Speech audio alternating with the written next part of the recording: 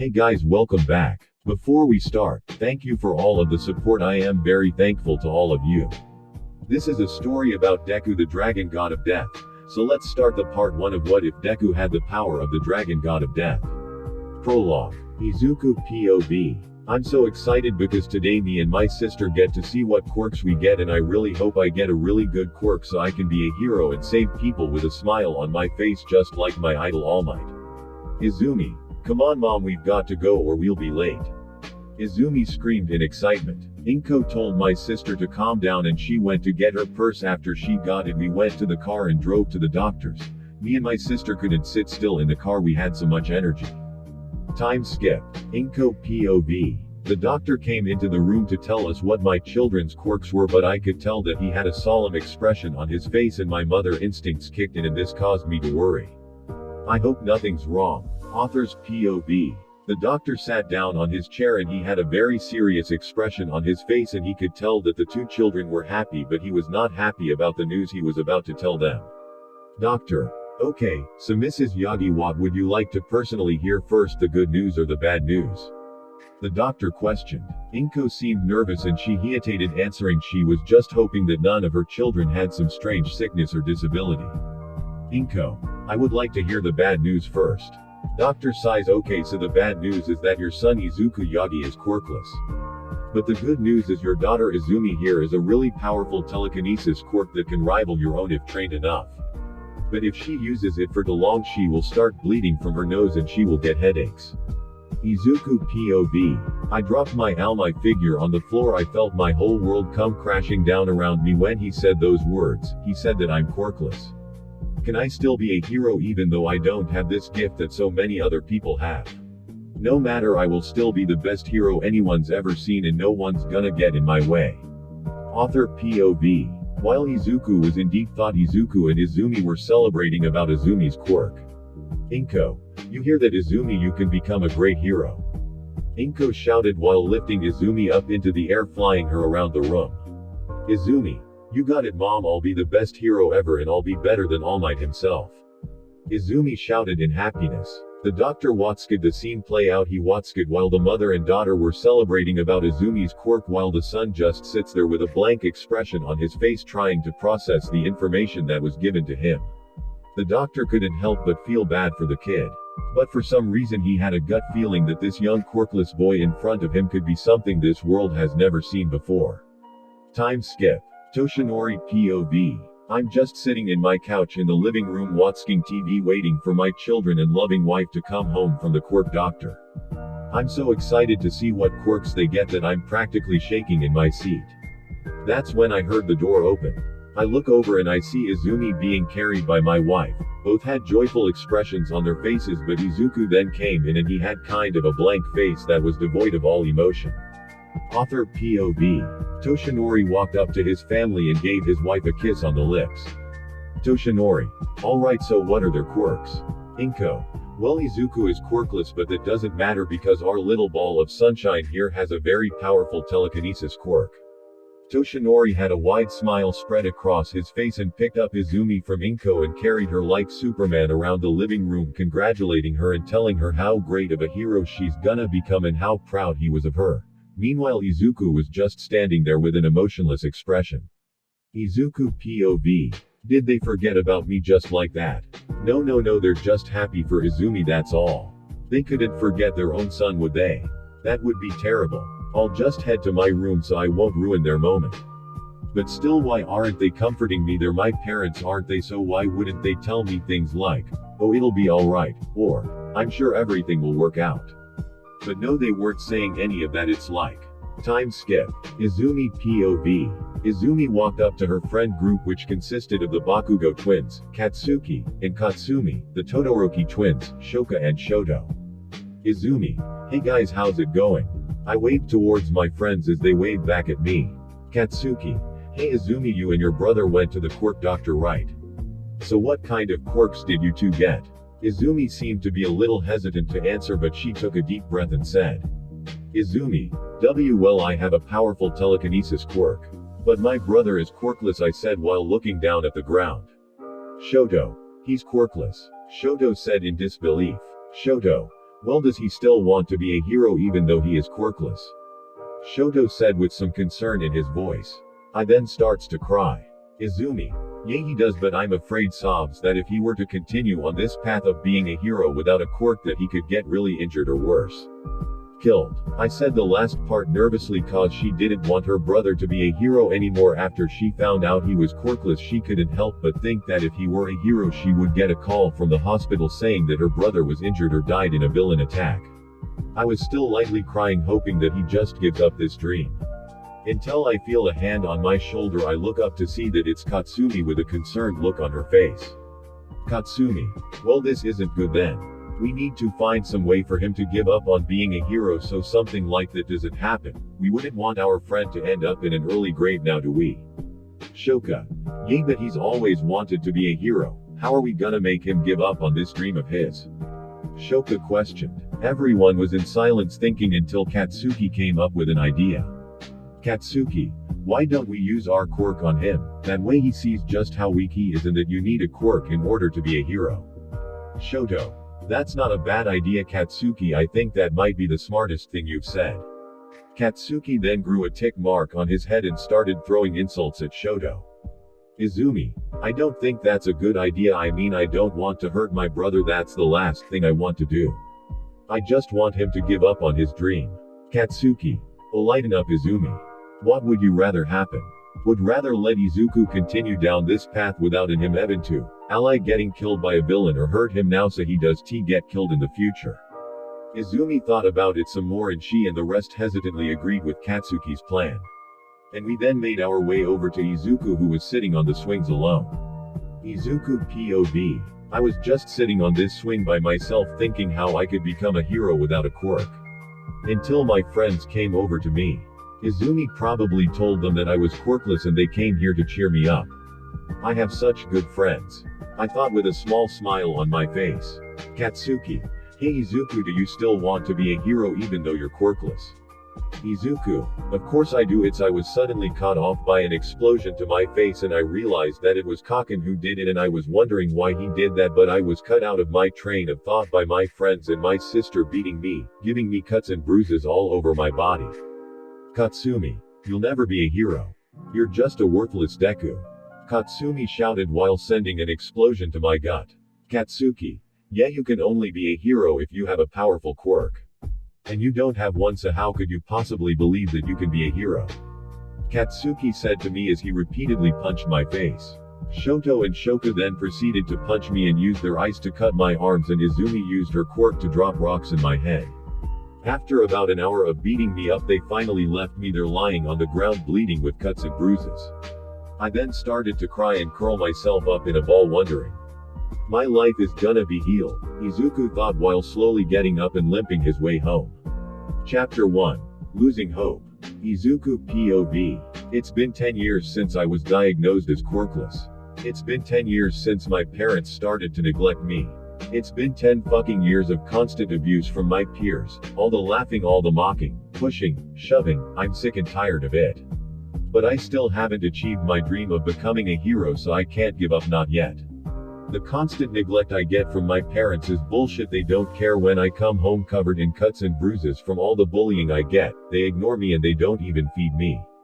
So at a young age I had to become an adult. I had to learn to make food for myself. I make money by myself by doing small jobs around the neighborhood. I take care of the wounds I receive. No one bats an eye at me cause they know that I'm quirkless, so they just don't care. Right now I'm sitting in class with a bored look on my face. Then the teacher came in while holding a stack of papers. Teacher. Alright, so today I brought in some different career choices for all of you. But who am I kidding? You all want to be heroes now, don't you? The teacher said while tearing up the pieces of paper and throwing it. When everyone heard this, they all began to use their quirks except for me, Shoka, Shoto, Katsuki, Katsumi, and Izumi. Teacher. Alright, you guys know you can't use your quirks at school. Katsuki. Yo teach, don't limp me and my crew with these worthless extras. Me, you see we have the most potential here. We're really good with our quirks and we could take on everyone in this pathetic school without breaking a sweat. Katsuki said with his feet up on the desk and he had a wide grin. Izuku just rolled his eyes at his childhood bully. Are you kidding me, Bakugo? Do you think that's how a hero is supposed to act? Teacher. Oh, the big five, I see you're all aiming for you, and I must say your test scores are very good. Maybe you guys do have a chance on going to U, after all. The whole class then erupted into whispers. Student number 1. Isn't there like a 2% chance getting in? Student number 2. Yeah, but to be honest, the big five are really strong, they might just be able to pull it off. The whispers then stopped when the teacher announced something else. Teacher. Oh yay, Yagi, aren't you aiming for U, as well? The teacher said with a sly grin on his face. The whole class then erupted into laughter. Student Hash. Yagi, does T even have quirk? How can he even get into U, Student number 4. He'll probably just die during the entrance exam. Or he'll piss himself cause he was too scared. Student number 5. Yeah, smarts can only get you so far. And besides, you can't be a hero unless you have a quirk. Cause I've never heard of a quirkless hero. Then all of a sudden a boom came from in front of my desk and I fell backwards on the floor, and Katsuki had his hand on my desk with a very pissed off look on his face. Katsuki. What the hell do you think you're doing, you damn Deku? Signing up for U, when you don't even have a quirk. You're worse than all these pathetic rejects here. Izumi. I can't believe I have an absolute failure for a brother. You're a disgrace to the Yagi name. Because of this childish dream of yours, you just need to give up and quit trying, you worthless Deku. Katsuki was about to punch me in the face, but the bell then rang, signifying the end of the day. Everyone then began to pack up and people were mostly gone except for a few. Izuku was about to pack up his journal when a hand grabbed it first, and it was an angry Pomeranian who grabbed it. Katsuki. Oi Deku, what the hell is this? Katsuki said while looking through my notebook with a permanent scowl on his face. Katsuki.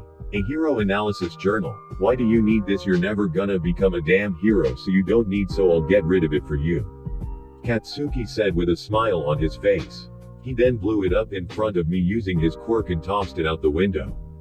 Meanwhile, I just stood there with the same emotionless expression on my face. Katsuki, however, wasn't a big fan of this, so he sucker punched me in the face, drawing blood.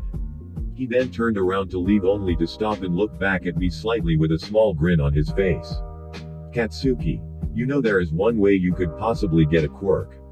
For the first time I finally felt hope, so like the gullible person I am, I nodded my head really fast and Katsuki's grin grew wider. Katsuki. Go take a swan dive off a roof and pray for a quirk in the next life, you damn Deku. Katsuki said while walking away. Author's POV. Izumi. Damn it, Katsuki, you went way too far this time. We don't want him to die. We just want him to give up on his dream of becoming a hero. Katsumi. You fucking idiot, you shouldn't have said that, you dumb ass. Shoka. We're supposed to be protecting him, not wanting him to kill himself, you idiot. Izumi then looked back at her brother and had a sad look in her eyes, and she shed a single tear. Hope if her brother doesn't do anything rash. The group of friends then left Izuku standing there while he has a few teardrops coming down his face. Izuku then picked up his bag and went down to the pond to pick up his notebook. Izuku then took a shortcut home and ended up going under a tunnel, but he heard what sounded like water and smelled like a sewer. He turned around to be met with a giant sludge monster. Sludge monster. I'm a medium-sized meat shield, I guess you'll have to do. The sludge monster then attacked Izuku, and Izuku was fighting back, but that proved to be futile, and when all hope seemed lost, someone had saved him. All Might. Detroit Smash. All Might said while punching the villain and collection him up into a water bottle.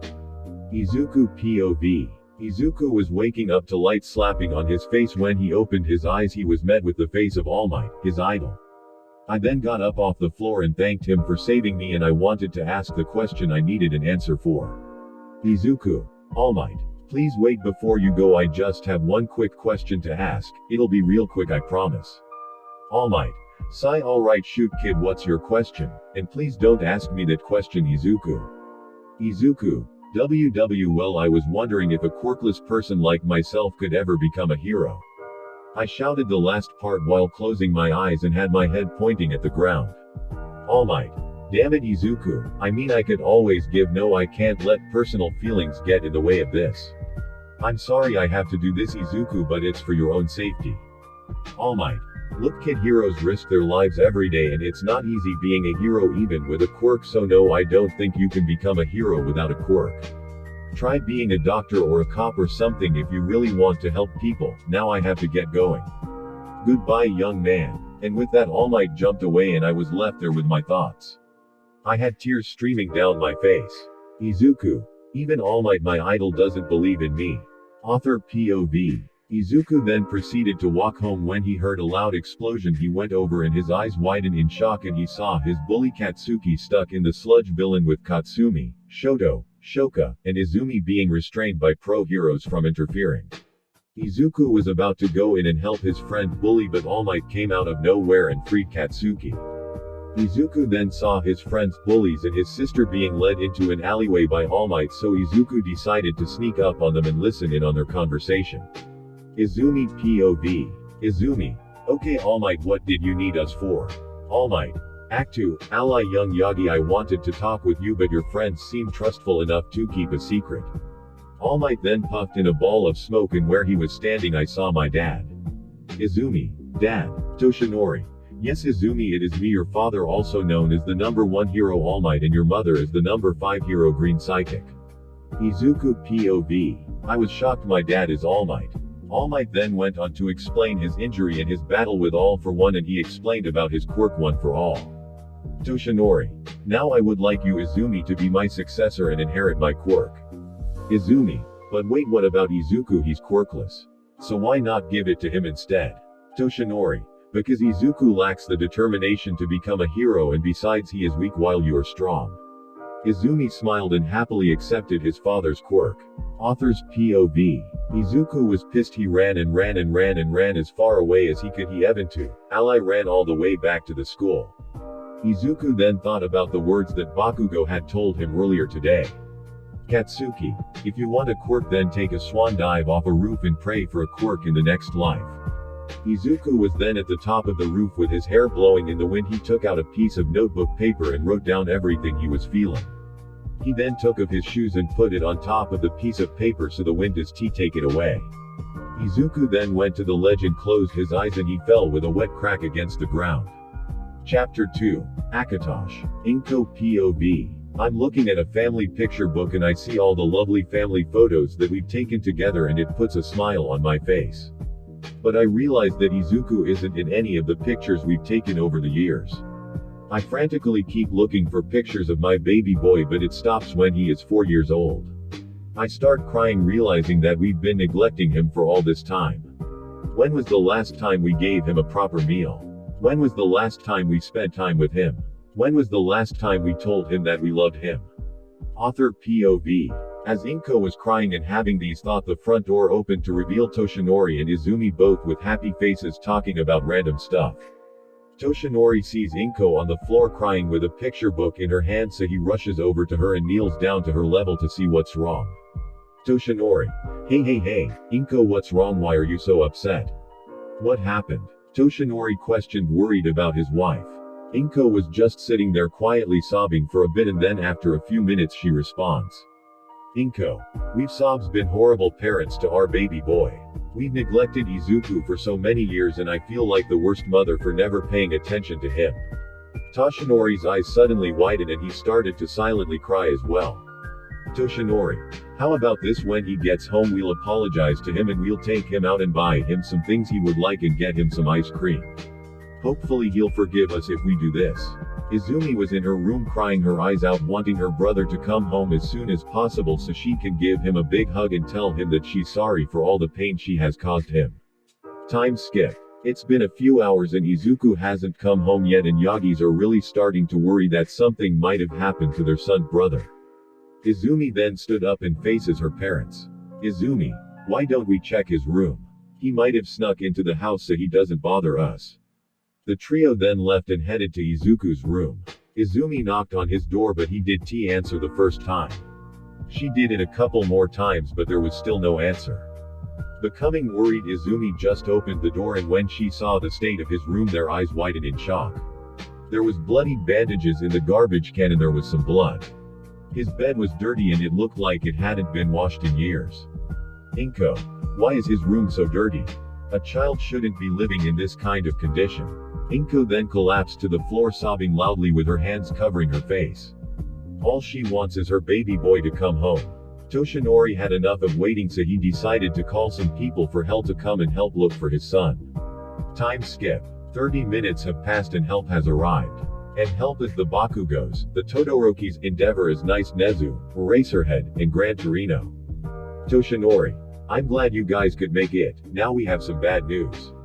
Izuku hasn't been home in a couple of hours and we don't know where he's at, and we would like some help looking for him, so he can come home. Nezu. Yay, we'll help you. We'll start looking now and we'll do everything in our power so your boy can come home. Nezu then turned towards everyone. Nezu. Alright everyone, let's go look for Izuku. Time skip. Izumi POV. I was walking to school with my friends Katsuki and Katsumi. When they found out that Izuku went missing, they felt really bad about what they did to him and are hoping they find him soon so they can forgive him and be friends again. We have arrived at school and there was a big crowd of people. So we went up to see what the fuss was about when we saw Shoka and Shoto already there. Izumi. Hey Shoto, what's going on over here? Why is there so many people? Shoto then quickly turned around wide-eyed with a pale face. Shoka was crying and trying not to throw up. But she failed and she sprinted over to the nearest trash can and threw up. Shoto. Trust me, you don't want to know what happened, let's just go inside. Shoto said in a shaken voice, and he was avoiding eye contact with me. Which was kind of suspicious. Katsuki. Move out of the way, half and half. Just what in the hell is going on over here? Katsuki shouted at Shoto. Shoto. Let's just go inside please, I don't think you guys want to know what's happened. Shoto said while pushing us over inside to the school. We quickly turned around and ran to where all the commotion was. It took us a second to get through the crowd of people, but what I saw made my eyes widen in shock. It was my brother Hyakuto. Ally killed himself. I never knew how much he was truly suffering. And we were the cause to all of this. It's all our fault. Katsuki. I didn't think he'd act to. Ally did it. Katsuki said in a quiet voice but loud enough for me and Katsumi to hear. Author POV. Evan 2. Ally. The ambulance came and they loaded Izuku's corpse into the van and they took him. Izumi, Katsumi, and Shoka were crying their eyes out while Shoto and Katsuki were feeling really. And they felt like they lost a brother. Izumi and the gang then went up to the rooftop to see if he left anything. All they saw was his school bag, his big red shoes, and a note. Katsuki then picked it up and began to read it out loud. Dear anyone at all. If you're reading this, then I've done it, I've finally done it. I killed myself. I'm sick and tired of all the constant abuse from my so-called friends, and I'm tired of the constant neglect I receive from my parents. It's like the day that they found out I was quirkless, they just gave up on me and abandoned me. All I've ever wanted was to be a hero, but I guess that's never gonna happen now since I'm gone. Sincerely, Izuku. Izumi POV. When Katsuki finished reading the letter, I collapsed to the ground crying my eyes out, saying sorry over and over and over again, just wishing my brother was with us so we can give him the love that he deserves. Me and my friends then made our way towards my house to tell my parents the news. When we entered the door, I saw my parents sitting on the couch hugging each other and crying. I made my way over to them and I gave them the note that Izuku left and told them that his body was at school. I've never seen my parents so upset. They then called everybody who was helping and told them that Izuku was dead. Everybody was crying this point, even Uncle Aizawa. Izuku POV. I don't know where I am, but I started to open my eyes and I see that the sky wasn't blue but it was purple. I then stood up to get a better look at my surrounding, and when I did, my eyes widened in shock and my mouth hung open. I don't know where I am, but I started to open my eyes and I see that the sky wasn't blue but it was purple. I then stood up to get a better look at my surrounding, and when I did, my eyes widened in shock and my mouth hung open. Izuku, am I in heaven? I said, slightly taken aback at the beautiful sight in front of me. No, you're not in heaven, young one, said a deep voice that scared me a little bit. So I slowly turned around and was met face to face with a giant golden dragon that seemed to radiate this calming presence.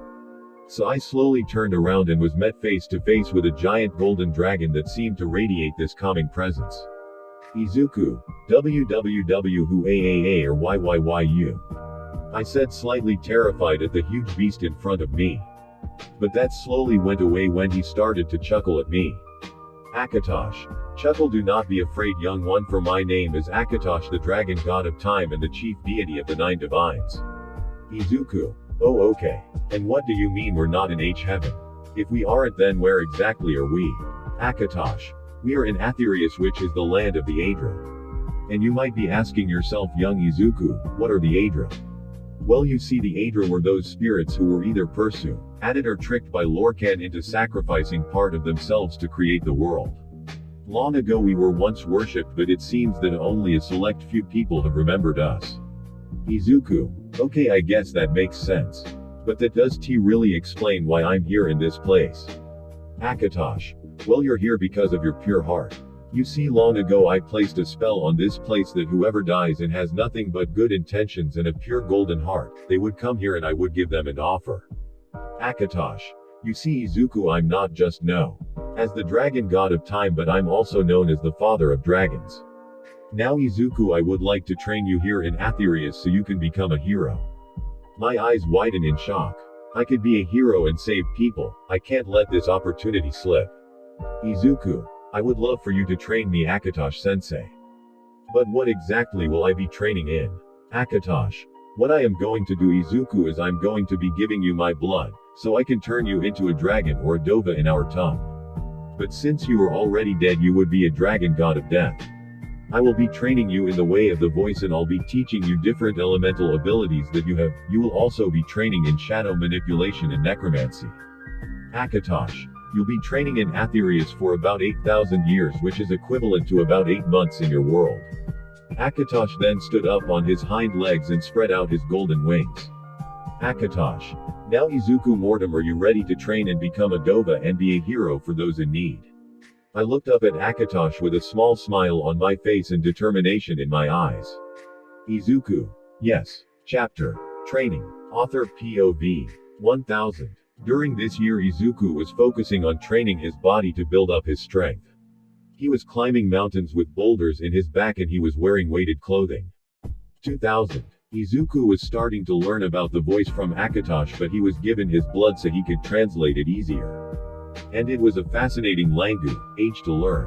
Izuku also made some other dragon friends that lived in Aetherius with Akatosh. He could expertly communicate with the other dovas. Akatosh started to teach Izuku about elemental magic, shadow manipulation, and necromancy, because as a dragon god of death it would be expected of one to be able to raise an army of the dead. Izuku also developed his half-dragon form where he can turn into a half-dragon without completely transforming. 4000. Izuku had taken up potion making and enchanting from Akatosh so he can make stronger weapons and potions. 4000. Izuku had taken up potion making and enchanting from Akatosh so he can make stronger weapons and potions. Izuku was becoming more and more like an Aktu, Aldova, where the others are already treating him and respecting him as one of their own. 5000. Izuku has picked up blacksmithing and he is very good at it.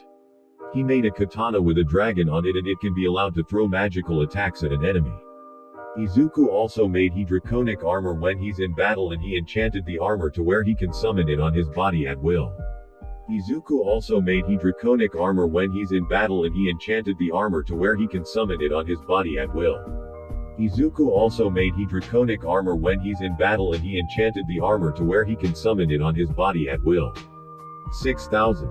During this time he was training in his dragon form so he could be more comfortable and so he can see what he was capable of in this form.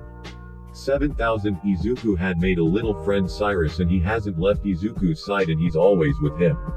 7000. Izuku had made a little friend Cyrus and he hasn't left Izuku's side and he's always with him. And Akatosh said it was okay if Cyrus wanted to come with me back to my world. Which me and Cyrus were both happy about.